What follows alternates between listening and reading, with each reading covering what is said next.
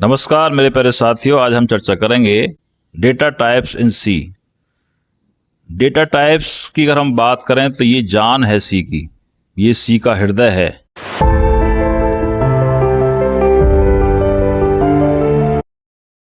Data का मतलब होता है रॉ मटेरियल। इसका मतलब क्या हुआ, जैसे आपने यूज किया, सपोज लिखा आपने ए और कहीं पे लिखा आपने 10 और कहीं पे आपने लिखा माय नेम इज दिस। इस तरह से ये सब डेटा है, ये भी डेटा है, ये भी डेटा है, और इसलिए डेटा को बोलते हैं रॉ मटेरियल। अब टाइप का मतलब क्या है यहां पे, जब हम डेटा का यूज करें तो डेटा मैंने आपको बताया कि डेटा आपका ए के नाम का भी हो सकता है, वो 10 भी हो सकता है, वो शब्द के रूप में भी हो सकता है। सो वो किस टाइप का होगा तो उसको बोलेंगे टाइप ऑफ डेटा। तो मतलब क्या हुआ इसका, जब भी आप मैथमेटिकली की बात करें, मैथमेटिक्स की बात करें, सो वहां पे आपने कभी पढ़ा होगा इंटीजर, पूर्णांक जिसको बोलते हैं हिंदी में इंटीजर। इंटीजर का मतलब क्या है, ये पहला टाइप मैं आपको बता रहा हूं कि डेटा का टाइप जो होगा या तो वो इंटीजर में होगा, इसमें आपके जैसे आपका 1 हो गया, 2 हो गया, 3 हो गया, 4 हो गया, 5 हो गया, ये आपका प्लस में भी हो सकता है, पॉजिटिव भी हो सकता है और नेगेटिव भी हो सकता है। बट पॉइंट की बात करें, जैसे आपने 2.3 लिखा तो ये साथियों इंटीजर नहीं है, ये कुछ और है। तो वो क्या है अभी देखेंगे आगे। डेटा टाइप एक स्पेसिफाइड टाइप्स ऑफ डेटा है जो कि वेरिएबल कैन स्टोर सच। जब भी डेटा स्टोर होगा हमेशा किसी ना किसी वेरिएबल में होगा, मतलब किसी स्थान पे होगा, किसी लोकेशन पे होगा। सपोज आपने कोई सामान लिया, बाजार से आप कोई सामान लेके आए, तो उस सामान को आप कहीं ना कहीं रखोगे, चाहे किचन की बात करें या किसी रूम की बात करें या अपने थैले की बात करें, बैग की बात करें, तो जिस स्थान पे उसको आप रख रहे हैं क्या बोलते हैं, उसको लोकेशन बोलेंगे, उसका एड्रेस बोलेंगे। और उस एड्रेस को रिप्रेजेंट करने के लिए थैले की आवश्यकता होगी या कहीं पे बॉक्स की आवश्यकता होगी। वो जो बॉक्स होगा, वो जो थैला होगा, वो आपका वेरिएबल होगा। और उसमें जब वो बैठेगा, उसमें जब रखा जाएगा, सपोज आप आम लेके आए तो आम को आप डेटा बोल सकते हैं। जैसे ही आपने आम लिया तो आम को आपने अपने हैंड में लिया, परफेक्ट समझना बात को। ये आपका मैंगो है, ये आपका आम आपके सामने आ गया मैंगो, ठीक है, बाजार से आपने लिया, अब आपने अपने बैग में रख दिया। किसमें रख दिया, बैग का मतलब स्पेस लेगा वो, जैसे ही स्पेस लेगा तो इसको उसकी लोकेशन बोलेंगे, स्टोर होगा यहां पे। नाम क्या था डेटा का, मैंगो। क्या था, मैंगो। मैंगो। अब वो किस पे स्टोर हुआ, इस पे। अब किस में रखा आपने, बॉक्स में रखा या अपने थैले में रखा, तो ये बॉक्स है इसकी तुलना करेंगे वेरिएबल से। ये जो मैंगो है ये आपका डेटा हो गया, और जो आपने बॉक्स बनाया इसका मतलब हो गया स्टोर, मतलब कोई एड्रेस या कोई लोकेशन। बात समझ में आ रही है आपके में। सो ये 3 प्रकार के होते हैं इंटीजर टाइप में। ऐसी वैल्यू आएंगी जो पॉजिटिव भी हो सकती है, नेगेटिव भी हो सकती है, बट उसमें पॉइंट की वैल्यू स्टोर नहीं होगी। सो इंटीजर टाइप की वैल्यूओं को स्टोर करने के लिए आया इंट नाम का डेटा टाइप, इंट। इंट एक वास्तव में कीवर्ड होता है, जब आपके भविष्य में आपको बताएंगे। तो इसका मतलब क्या हुआ, इंटीजर टाइप की वैल्यूओं को स्टोर करने के लिए एक इंट नाम का कीवर्ड आया और आपको रिप्रेजेंट करना पड़ेगा। जैसे आप कह रहे थे, आपने लिखा कहीं पे इंट a इक्वल टू 10। क्या मतलब है इसका, 10 इज अ डेटा। सुनने ध्यान से आप लोग, 10 इज अ डेटा, और ये आपने स्टोर किया किसमें, इसको बोलते हैं वेरिएबल। क्या बोलते हैं इसको, वेरिएबल। इस तरह से स्टोर होगा आपका, ये आपका बॉक्स बन गया, ये आपका ए हो गया, और यहां पे 10 आया, किस टाइप का हुआ, इंटीजर टाइप का हुआ। तो ये जो इंट आपने लिखा है ये आपको यहां पे रिप्रेजेंट करना पड़ेगा, बताना पड़ेगा जो ए है वो किस टाइप का है, इंटीजर टाइप का है, फ्लोट का है या कैर का है। सेकंड आता है फ्लोट। फ्लोट में आपकी पॉजिटिव नेगेटिव वैल्यू दोनों हो सकती हैं, बट ये पॉइंट की वैल्यूओं को रिप्रेजेंट करने के लिए यूज किया जाता है। ये भी सी प्रोग्रामिंग में इसको यूज करने के लिए फ्लोट नाम का एक कीवर्ड बनाया, ठीक है। अभी करंट में पहला जो इंटीजर था उसके लिए इंट आया, दूसरा फ्लोट आया, और तीसरा जो आपके सामने है करैक्टर टाइप की वैल्यूओं को स्टोर करने के लिए कैर नाम का एक कीवर्ड आया। ये अपने आप में सी के अंदर कीवर्ड्स होते हैं। डिटेल में आप आगे पढ़ेंगे। बहरहाल आप पढ़ रहे हैं डेटा टाइप। डेटा किस टाइप का होगा, या तो इंटीजर का होगा, या फ्लूट का होगा, या कैर में होगा। कैर की वैल्यूओं को स्टोर करने के लिए सिंगल कोट्स का यूज किया जाता है इस तरह से। इसको डेप्थ में पढ़ने के लिए हमें आगे पढ़ना होगा। कुछ कुछ मोटा मोटी बात आपकी समझ में आई होगी। जब भी हम किसी डेटा का इस्तेमाल करेंगे उस डेटा को बताना पड़ेगा ये किस टाइप का है, और वो टाइप कौन से होंगे, या तो इंटीजर टाइप का होगा, या फ्लूट का होगा, या कैर का होगा। इसके अलावा कोई और टाइप हो ही नहीं सकता। अब जो कुछ स्टूडेंट पहले से पढ़ चुके होंगे वो चर्चा करेंगे सर डबल भी हो सकता है, तो टाइप तो बेटा फ्लूट का ही हुआ ना। वो पॉइंट क्लियर है। चलिए आगे बढ़ते हैं। अब डेटा के टाइप्स आप देख लीजिए। पहला जो कैटेगरी है उसको बोलते हैं प्राइमरी, और इसका एक नाम और होता है बिल्ट इन डेटा टाइप, या इनबिल्ट के नाम से ही बोलते हैं। ये हमारे इंट होता है, फ्लूट भी होता है, कैर भी होता है। ये तीन होते हैं। कितने होते हैं? ये तीन ही होते हैं। अब फ्लूट से डबल को निर्माण किया गया, और एक वॉइड टाइप का होता है, ये इसमें नहीं आना चाहिए यहां पे। ठीक है, चलिए। सेकंड होता है आपका सेकेंडरी डेटा टाइप्स। ऐसे होंगे एरे होगा, पॉइंटर होगा, स्ट्रक्चर होगा, यूनियन होगा, इनम होगा। जब हम सी वॉल्यूम सेकंड आपको पढ़ाएंगे, सी वॉल्यूम सेकंड, उसमें इन सब का डिस्कशन बड़े डेप्थ में किया जाएगा। करंट में आप पढ़ रहे हैं सी का वॉल्यूम फर्स्ट। क्या पढ़ रहे हैं आप? वॉल्यूम फर्स्ट में ये जो एरे से पहले की जो कहानी है, फंक्शन की बात करें, लूप्स की बात करें, डेटा टाइप्स की बात करें, वेरिएबल्स की बात करें, ये सारे के सारे आपको वॉल्यूम फर्स्ट में ही पढ़ाए जाएंगे। और जब हम वॉल्यूम सेकंड पे जाएंगे तब ये आपकी समझ में आएंगे। बहरहाल जो डेटा होता है प्राइमरी, उसकी परिभाषा क्या होगी सुनेंगे आप ध्यान से।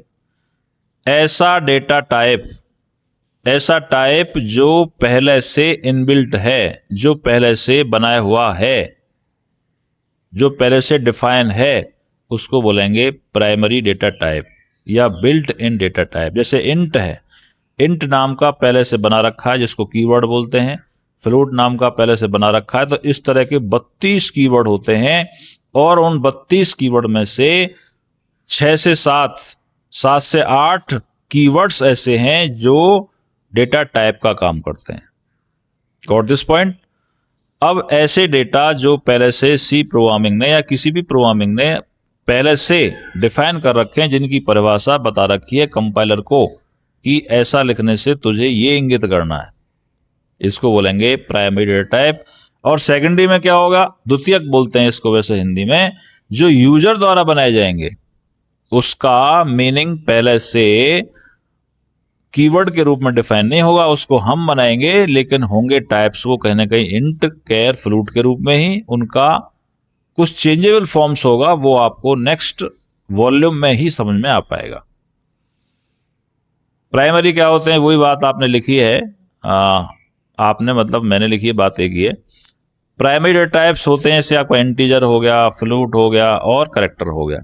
सी लैंग्वेज सपोर्ट बोथ साइंड और अनसाइंड। ये शब्द अभी आपके समझ में हो सकता है ना आए, फिर भी थोड़ा सा मैं आपको बताने का प्रयास करूंगा। Primary data types are also called built in data type और प्रिमिटिव डेटा टाइप। ऐसे डेटा टाइप जो पहले से बने हुए हैं उनको बोलते हैं primary. The memory size of the primary data type may change according to 32 और 64 बिट ऑपरेटिंग सिस्टम। ओएस जो आपके होते हैं वो 32 बिट के भी होते हैं और 64 बिट के भी होते हैं। ये इस पे डिपेंड करेगा कि उसका मेमोरी साइज क्या रहेगा। ठीक है, चलिए। Memory size, range and format specifier. जब हम डेटा की बात कर रहे हैं, जब आप लिखते हैं कहीं a = 5, आपने बता दिया कि जो a है वो इंटीजर टाइप का है, तो ये मेमोरी में कितना स्पेस लेगा। जब इसके लिए मेमोरी बनेगी इस तरह से, ये a हो गया, तो ये मेमोरी में कितना स्थान लेगा। जब आपने आम परचेज किया बाजार से, उसको थैले में रखा, तो उसने कुछ तो स्पेस लिया होगा। तो इसलिए इंटीजर और फ्लोट और कैर के लिए पहले से साइज फिक्स कर दिए, और वो डिपेंड करेगा आपके कंपाइलर पे। किस पे करेगा? कंपाइलर पे। चलिए इनको देखते हैं बारी बारी से। अगर हम सबसे पहले कैर टाइप की बात करें, तो कैरेक्टर टाइप जो होता है वो मेमोरी में 1 बाइट स्पेस लेगा, और इसकी जो रेंज होगी माइनस के 128 से प्लस के 127 तक की होगी। इसकी रेंज अभी आपकी समझ में नहीं आएगी, जब यूज करेंगे तब आपके समझ में आएगा। देखिए मैंने डिस्कस भी किया था पीछे, साइंड जो होगा, जो साइंड कैरेक्टर होगा वो आपका नेगेटिव और पॉजिटिव दोनों होंगे। अनसाइंड में इन दोनों को जोड़ दीजिए तो वो बैठेगा 0 से 255। ये 1 बाइट स्पेस लेता है, इसकी रेंज होती है इतनी।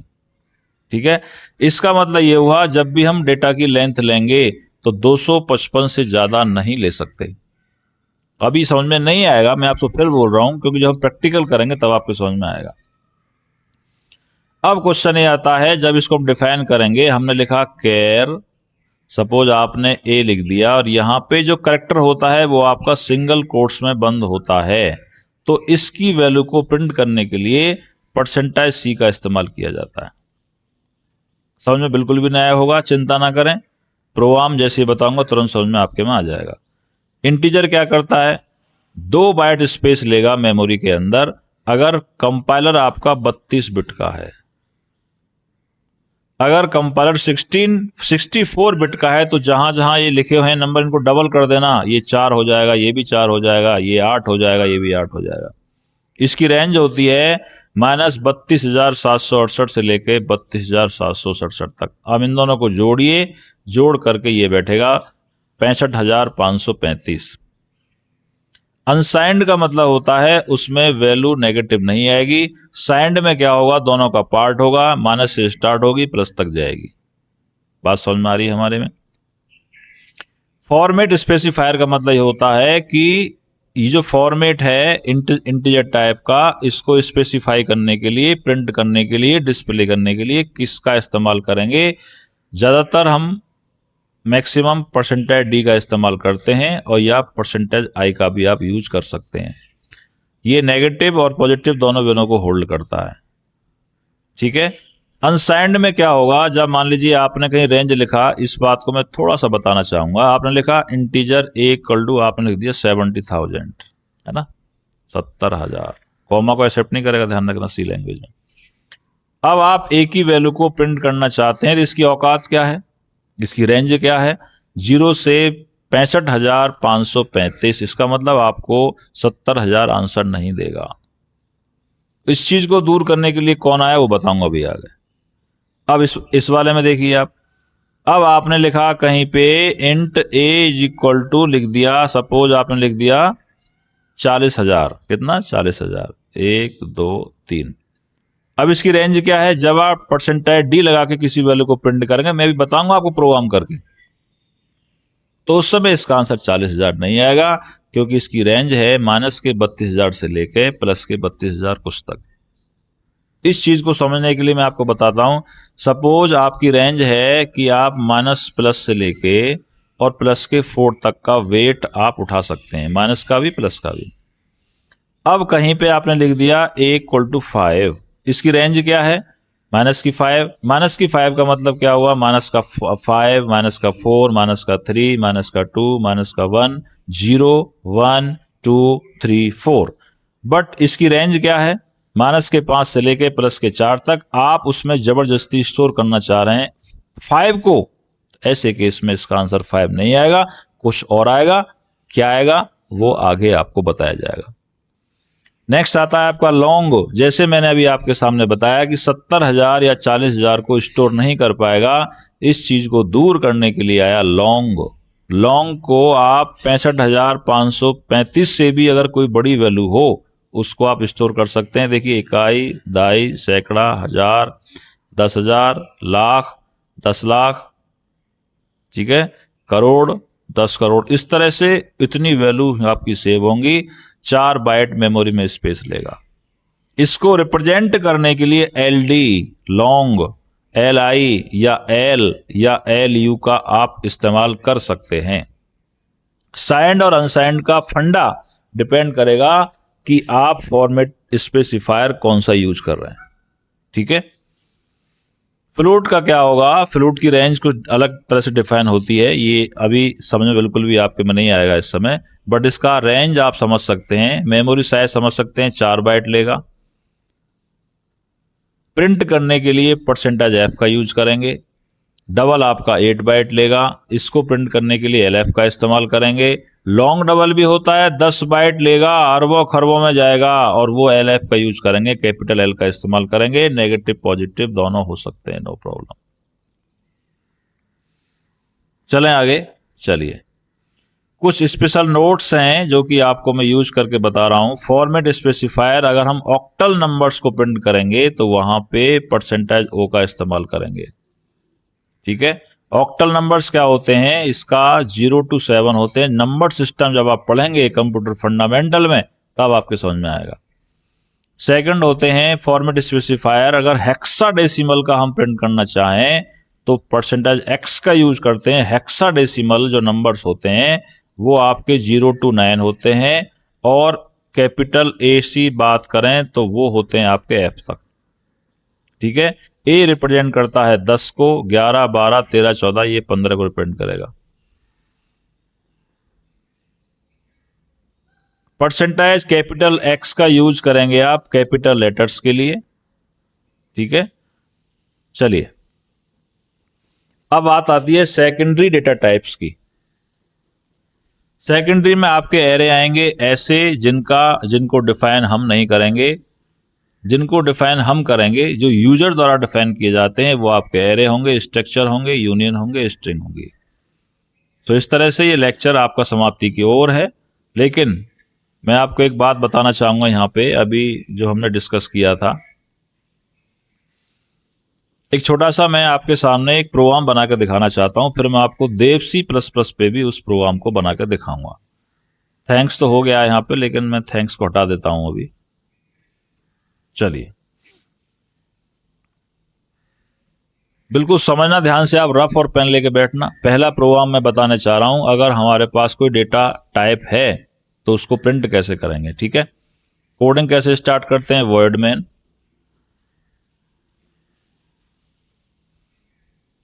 अब आपने एक डेटा लिया, सपोज इंटीजर टाइप का, और डेटा को स्टोर करते हैं हमेशा वेरिएबल में, वो पढ़ाऊंगा मैं भी आगे आपको, और इसमें लगाते हैं बाद में सेमीकोलन, इसको बोलते हैं स्टेटमेंट। अब जो हम फॉर्मेट स्पेसिफायर की बात कर रहे थे, उसको प्रिंट करने के लिए प्रिंटअप नाम का फंक्शन होता है, वैल्यूज को डिस्प्ले करने के लिए, प्रिंटअप। और हम यूज करते हैं इंटीजर टाइप की वैल्यू को प्रिंट करने के लिए %D, और यहां डबल कोट्स लगाएंगे, यहां कॉमा लगाएंगे।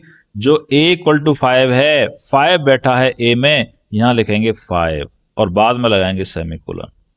यह है पहला प्रोग्राम किसी वैल्यू को प्रिंट करने का तरीका। अगर इंटीजर टाइप की वैल्यू है तो उसको प्रिंट करने के लिए %D का यूज करेंगे। फ्लोट टाइप की वैल्यू को प्रिंट करने के लिए %F का यूज करेंगे। कैर टाइप की वैल्यू को प्रिंट करने के लिए %C का यूज करेंगे।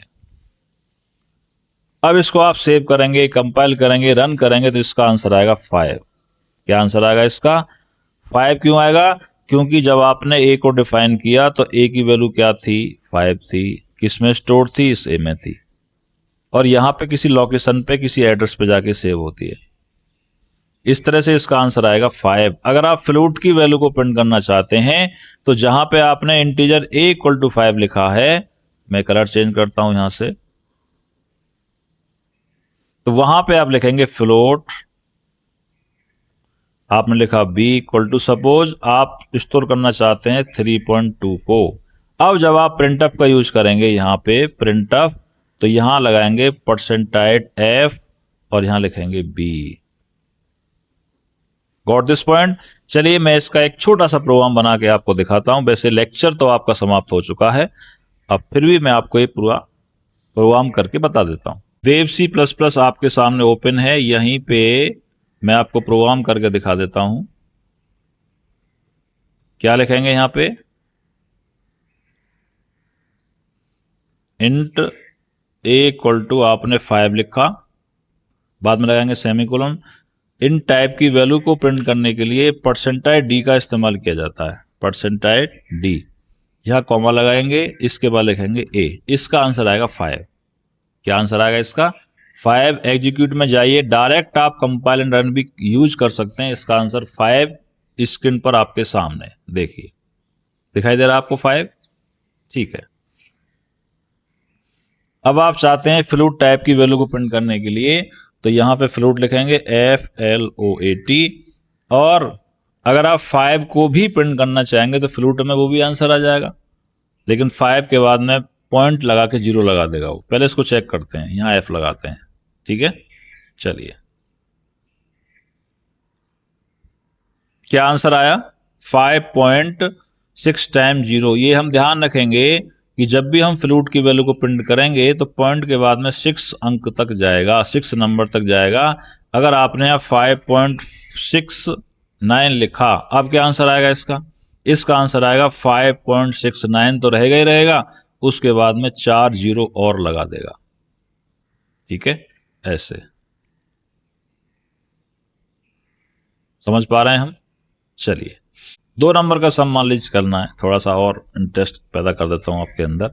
आपने 2 नंबर का सम करना है तो, और डायरेक्ट तरीका मैं एक और बता रहा हूं आपको। आप ये चाहते हैं मुझे किसी भी वेरिएबल में वैल्यू को स्टोर नहीं करना है, तो वहां पर वेरिएबल की आवश्यकता नहीं है, सीधा लिख देंगे आप 5 + 6। क्या आंसर आएगा इसका? 11। 5 क्या है? इंटीजर। 6 क्या है? इंटीजर। दोनों को ऐड करेगा, इसका आंसर 11 करके आपको इसका आंसर 11 दे देगा। आया? अब बात क्या है, इसमें उसमें अंतर क्या हुआ?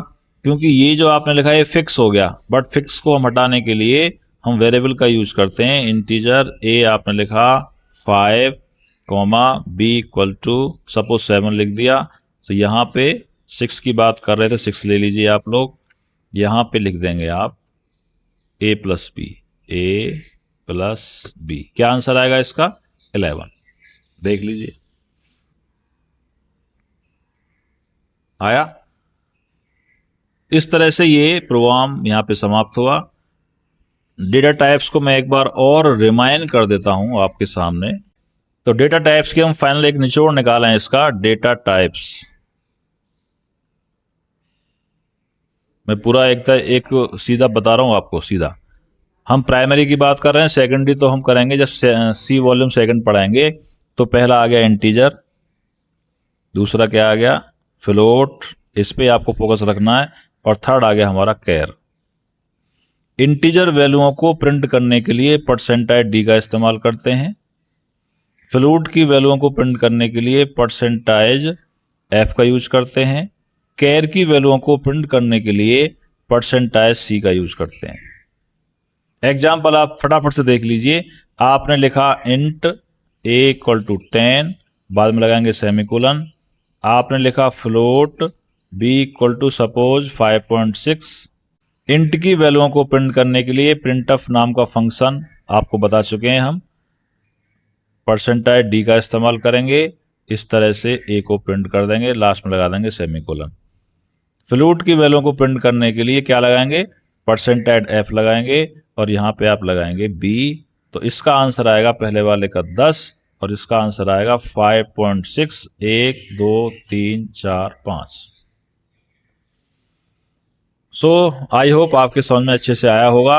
अब हम भविष्य में जब वेरिएबल्स हम पढ़ाएंगे या कुछ गेम खेलेंगे, इन पे इंट का और फ्लूट पे गेम खेलेंगे, नेक्स्ट लेक्चर आपको देखने को मिलेगा कि अगर हम किसी इंट में, अगर हम किसी इंटीजर वैल्यू में, अगर हम किसी फ्लूट वाली वैल्यू का भाग करेंगे तो क्या आंसर आएगा। अगर 5/2 करेंगे तब क्या। इस तरह के हम क्वेश्चन अभी देखेंगे। चलिए अगले लेक्चर में आपको मिलते हैं इंट एंड फ्लूट कन्वर्जन। हमें राय प्यार के। फिर मिलेंगे चलते चलते, फिर मिलेंगे चलते चलते। जय हिंद, जय भारत।